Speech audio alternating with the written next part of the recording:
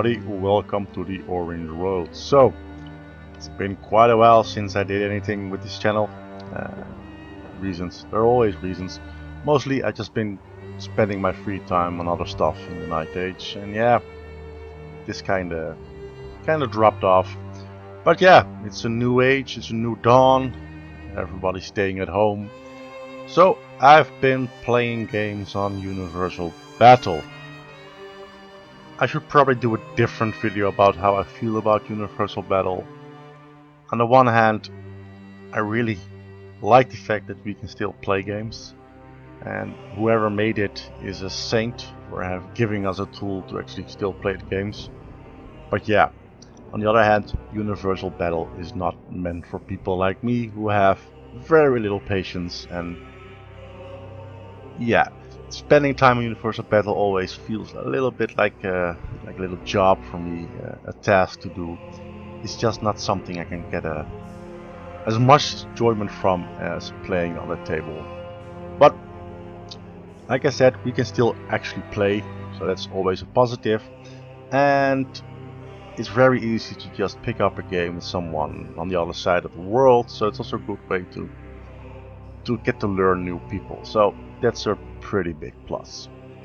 Now, I've been playing in a very small Universal Battle tournament, well, several, but this battle is for a very small one with a couple of staff members. And I thought, well, we thought, let's do some coverage about it. Most of them are just posting it in our own little group to talk about the games, but I thought I'll just make a nice little relaxed battle report about this game, so they can see it and I can just share it with everyone in the world. So, as people know who watch my channel, I'm not the biggest fan of doing battle reports. I'm not really good at it because I have a very bad memory. So I'll probably get a lot of things wrong in this game, but at least you'll get a semi-view of how the game went, and I'll try to add stuff that I found out while playing, stuff I learned, mistakes I made, etc, etc. So this game I'm playing with the Ogres, and I'm playing versus Scottish Knight, a fellow Night Age staff member who's also playing with Ogres. Now, our lists have some similarity, which I found funny, to be honest, but also a couple of big differences between our lists. And the funny part is that both of us have very limited experience with the Ogres. I played Ogres in Night Age probably not for more than... I haven't played them in like 2 years, I'm gonna guess, probably even longer. I think the last time I played them was in a team event, like 2 versus 2 players, where I had a small Ogre force. So yeah, I'm a bit rusty, and Edward is completely new to them as far as I know. So it was a bit of a learn while you play kind of game. Alright, let's have a look at the lists first. And I'll have a nice overview of them right here. So the top list is mine. I've got a CanCon as my BSB, pretty basic setup. Just a heavy armor, an iron fist and a troll eater, so he has a bit of protection with the fortitude save. But I gave him the banner of the speed and the pennant of the great grass sky, because I'm gonna put him in my mercenary veterans, and I'll talk about that later. As a shaman, I went with the God Roarer for a little bit more magical potency and of course fear, an iron fist, light armor, shamanism, and he's a wizard master with he's on shamanism, like I said, ritual bloodletter, which is an item I really like, and the wrestler's belt, which it's a decent item. I don't know if it's the best one for this guy, but I like the setup. He's a little bit punchy, he can fight, he has a decent armor save, so I'm happy with it. Then I have 9 bruisers with the banner of discipline, because discipline is a problem with this list. My highest is 8, so getting some more protection from it is only a good thing in my eyes. 2 small darts of bruisers just for scoring and being annoying. And then the moneymaker part of the list. 7 mercenary veterans with plate armor and devastating charge, and a bunch of iron fists. I just put the con in here, and these guys only have a movement of 7 and swift stride, and they reroll all the ones the first round of combat, which is really tasty. Then I have a saber-tooth tiger, just for chaff, 2 units of 5 bombardiers, mostly have them because Menno, a friend of mine, told me to take them. I like a bit of shooting in my list, and well, they do shoot, so it's fine. And a roundup 2 tunnel cannons. Now I've played 4 or 5 games with the Ogres. I know tunnel cannons are good. I just haven't had the bang for the buck that I would like to see for the point investments. Then let's have a look at Edwards' list. He's playing with a Mammoth Hunter on a Rock because yeah, badass. Headhunter for a bit of healing and a hunting spear, and the shield breaker. Then he has his shaman on pyromancy with Crocodile's Brazilians, also making him a little bit more potent. Rampager's chain, which is useless in the game against me because it's reroll stomp attacks from memory. Then he has a BSB with basically the same setup as I have, only he took a great weapon. 9 bruisers with the banner of speed. 20 scraplings, 3 tribesmen, 6 mercenary veterans with the same setup as I did, just 1 less. 5 grappling trappers, a saber-tooth tiger, and again 5 grappling trappers, and 2 frost mammoths, which is something I'm gonna steal from him. I also talked about this with another friend of mine, Daniel. Having the frost mammoths with the mercenaries is a really nice setup, especially if you have 2 because you have redundancy. But yeah, mercenary veterans going first with all the attacks in the unit, yeah, that's pretty much tasty. Alright, let's start with having a look at the pictures of the game. Right, so here we have a look at the table. As you can see, we have the cross deployment type, and we need to get the 2 coins on the map. We use these really big templates, the white one on the right and the sand type one in the middle, just because we couldn't find something else quickly. And the terrain is pretty basic. There's a hill in the top left with a wall beneath it, a ruin, a forest on the right, a forest on the left downside, an impassable building, and another hill. Not that exciting to look at. So let's go to the next picture. Picture number 2. Here you can see us deployed. He decided to drop everything in a single go, which gave me the idea to kind of move my army to the left side on the table. And I should probably make clear what my army is. I am playing with the green based ogres, so the guys on top. Because he dropped everything in a semi-line, I thought, well, I'll just put some stuff here on the left, so my army has a bit more shooting and a little bit less fighting, so I would like to have a bit more time. And since he put his lord on the Rock, the top right guy on his side of the list, I thought I'll just move the rest of my army on this side, just to be careful and maybe get some lucky shots with my cannon or my shooting. Because let's be honest, cannons will not do a lot against the Rock, but you never know. And I really wanted to take care of the frost mammoths first, because in this battle, army versus army, lowering someone's agility is a really potent way to go. Right, he went for first turn, so let's have a look at the next picture.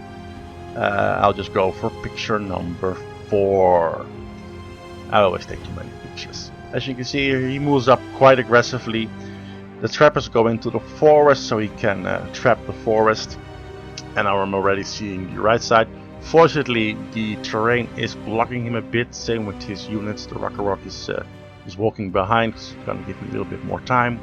And he put his bruisers on the right side in the forest, mostly to just make certain that he can get the objective.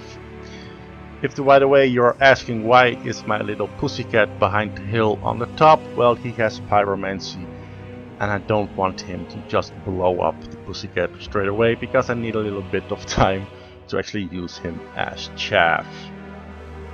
Then it's my turn, because he does a bit of shooting. It's not that really effective with his magic.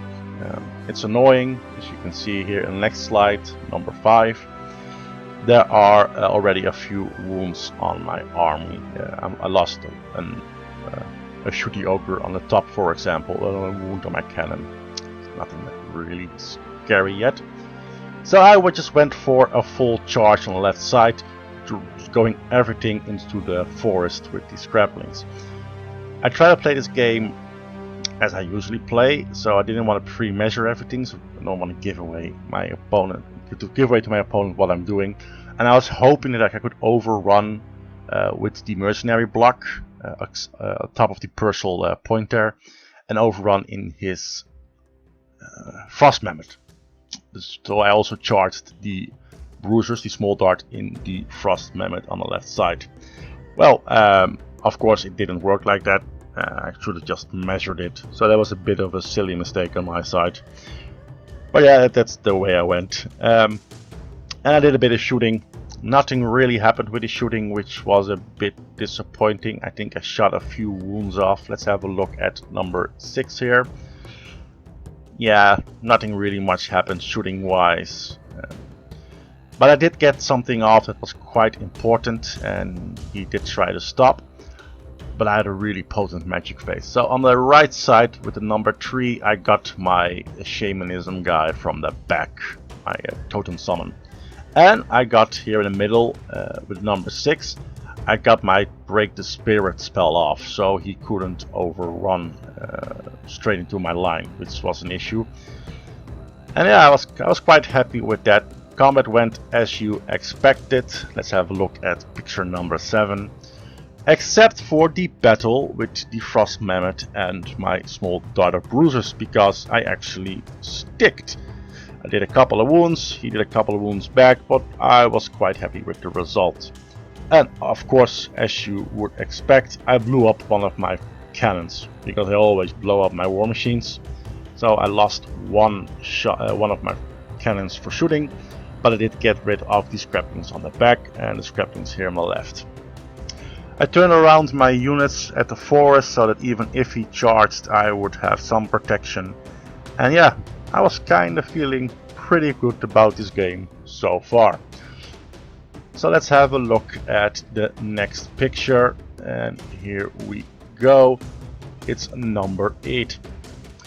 So I'm not quite certain what he tried to do here. He moved his bruiser big block to the right because he was probably a little bit worried about my totemic summoning, mucking around with his scoring unit there. I think he went for a charge, but he failed with the Frost Mammoth. Can't really remember what happened here, to be honest. But yeah, not a lot happened. He did a bit of shooting, which, well, it hurt. Magic blew away a couple of ogres again, and I was like, and he turned around more of his stuff, as you can see here in picture number 9. But yeah, I was still feeling somewhat okay. Then we went for number 10, picture number 10, and here stuff kind of went weird. I did a couple of charges, as you can see here with the red lines, and he tried to flee and redirect, but yeah, he fled one unit, cast a panic test in a different unit, it ran off, and suddenly the entire left flank of him was open. I was like, oh boy, that's a lot of luck here.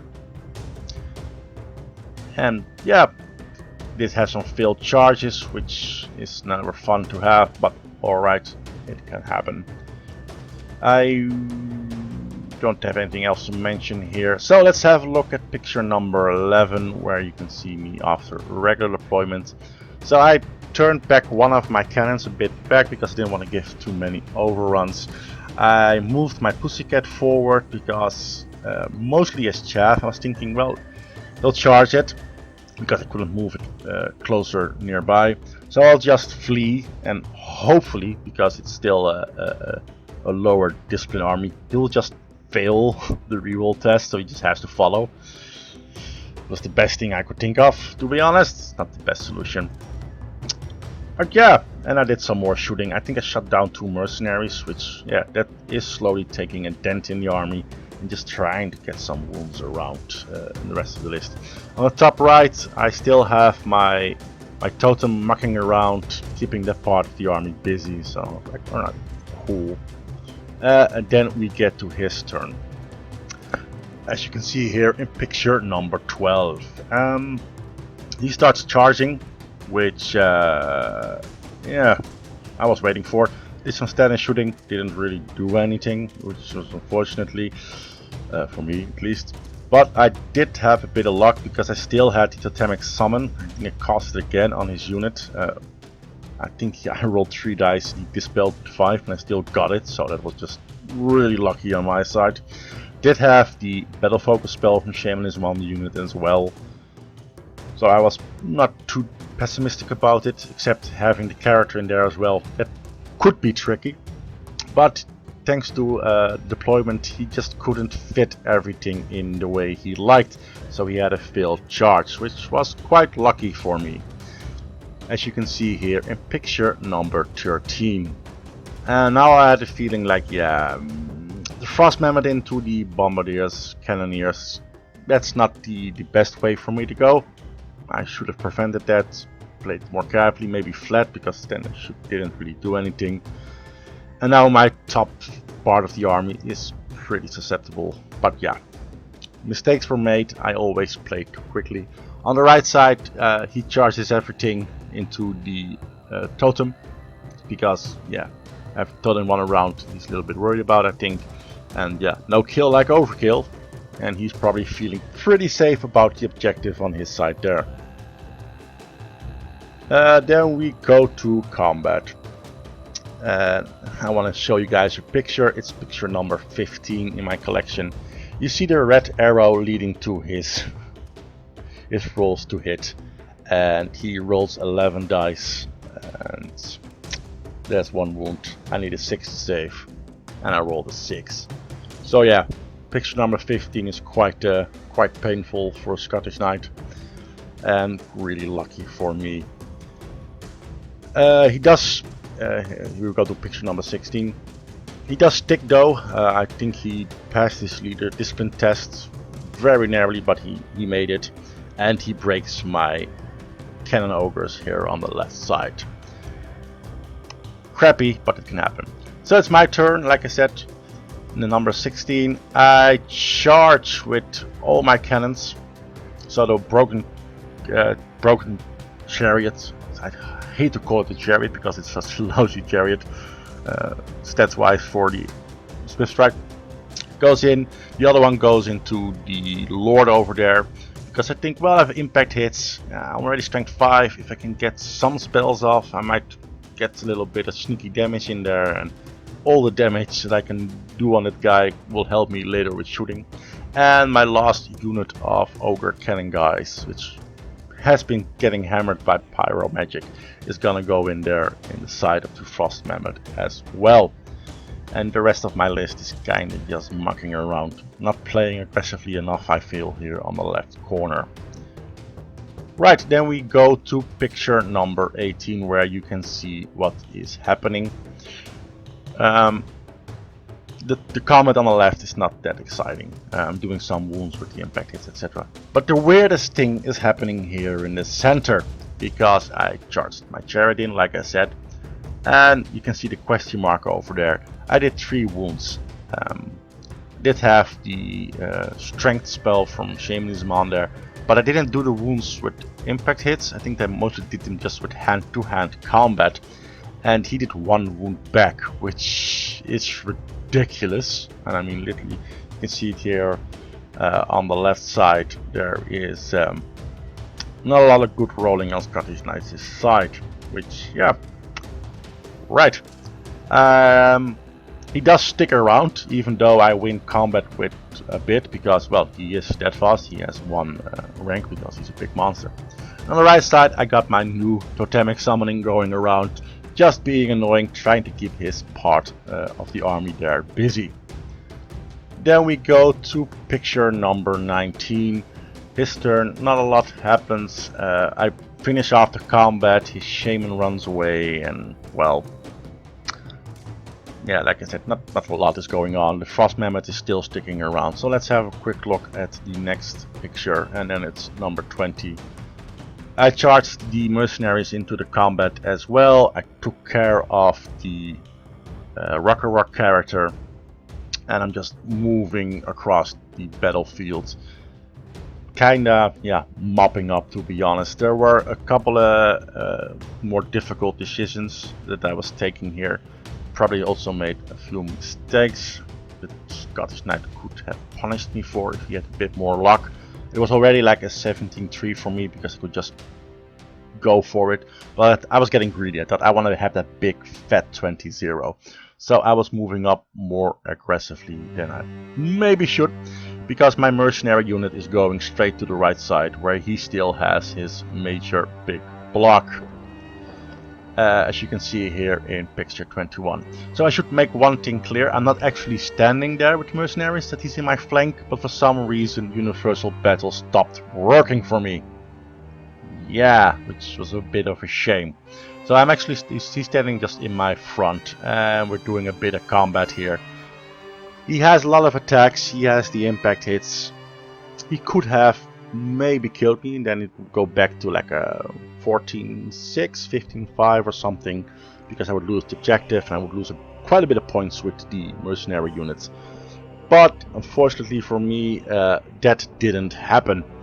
I killed the unit, he broke, I pursued, I didn't pursue, yeah, I pursued, he went off the table, etc, etc. I could just move the remaining units on the objective, and we were pretty much done.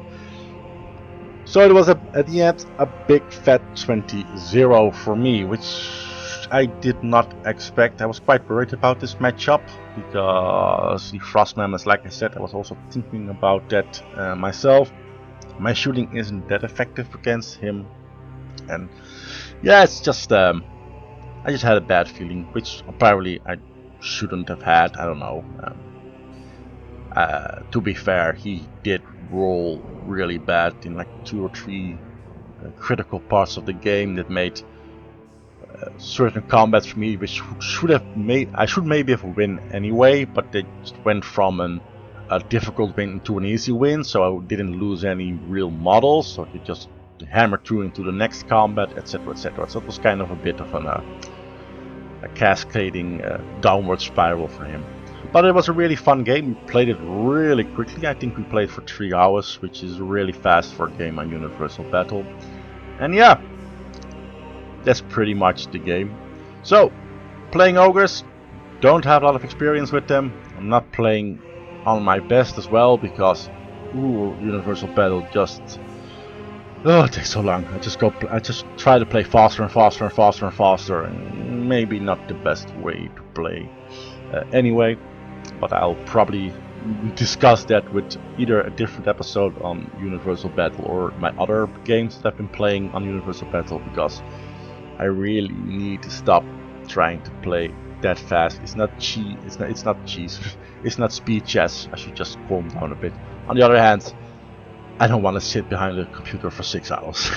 Alright everybody, thanks for listening. See you all on the next episode of the Orange Road, whenever that will be. Bye.